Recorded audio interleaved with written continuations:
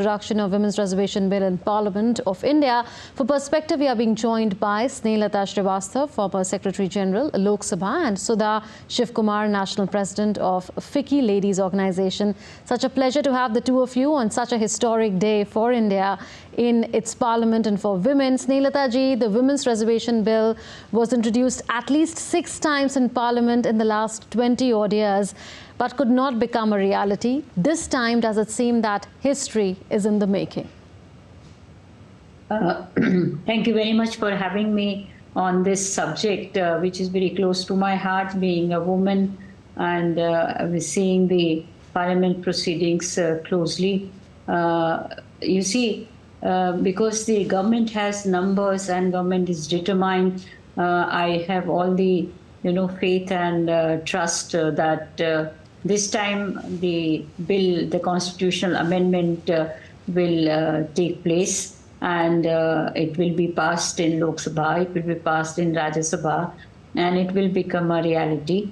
That is what my wish is, and I think the wish of all the women.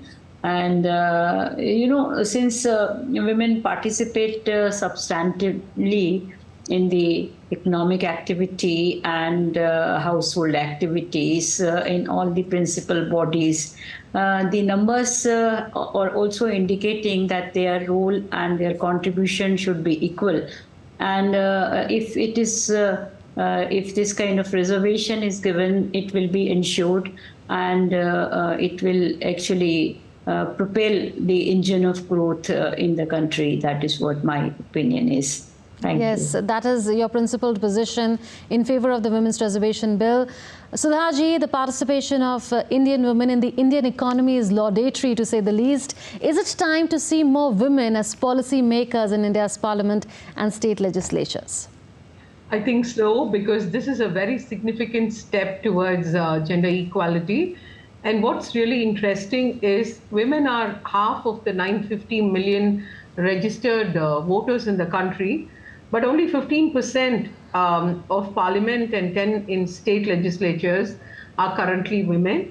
And I'm sure after this bill is passed, Lok Sabha will see a 181 from 82. And I think if we get this representation, there is going to be a huge spurt. Many of the macroeconomic indicators look at women as being a huge contributor to the GDP and the country. And I think this Women Reservation Bill is going to be a huge step in that direction. Snehlata ji, from your experience, do you see any legal hurdles coming, or do you see a smooth sailing for the legislation? And how soon can India expect this to become reality? You see, although the process is a lengthy process, as we all know, that first census to take place and then the delimitation process. Although the time limits are fixed, and it's quite a set procedure for both the things. The hurdles are not there, but the time taken for the whole thing and the set time limit is a little far, looks like. One has to wait, even though it will become a reality. But after these processes are complied with all the provisions of law, then only the benefits will pour in. But otherwise, you see a smooth sailing, because you said earlier that Yes. it seems that the government has the numbers to get it passed by both houses of parliament. And smooth sailing in the sense that the procedure of delimitation process and the census is quite established procedure, and the time limits are also fixed in that. So I don't see much of a problem in that. It's only the time frame which looks longer. That's all. Sudhaji, what contributions do you see women of India making in the building of a developed nation by 2047, and where do you see the status of Indian women by then? 2047 is a long milestone, and I think there is going to be a huge progression. The thrust that Prime Minister is giving for women-led development, I think, will help the bottom of the pyramid and the middle and the top move higher.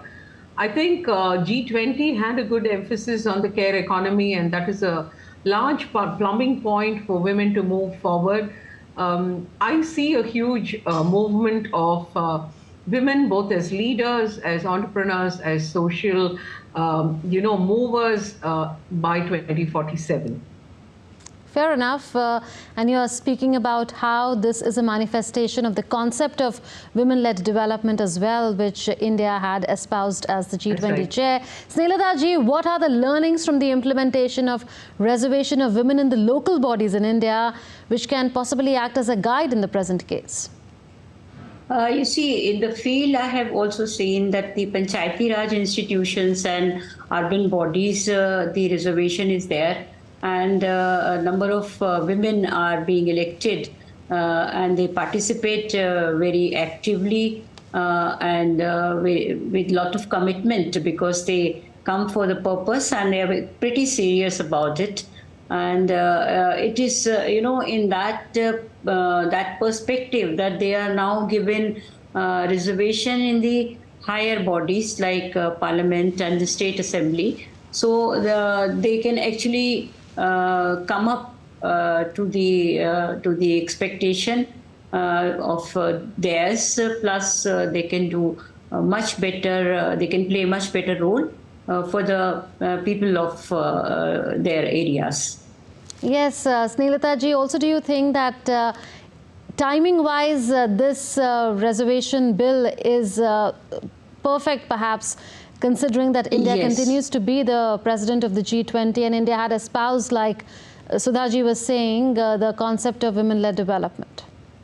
Yes, actually this is a very good time. Are the youngest country. If we see the number of population, number of people having the age group of the younger generation. And we should not lose this opportunity, because this comes once in a while, and we must, keep taking such decisions in a very fast manner, and take the advantage of it. Because if we slip this time, it's going to cost us quite a lot. And I see the government is working in that direction, and we are benefiting by that. The Honorable President comes from the tribal community and a woman. That is also one of the major steps the government has taken, and she is with us at the highest, as a highest authority. Right, so both of you believe that it's important that India now seizes this moment and makes the Women Reservation Bill a reality. Thank you, Sudhaji and Snehlata ji, for joining us with your Thanks so much.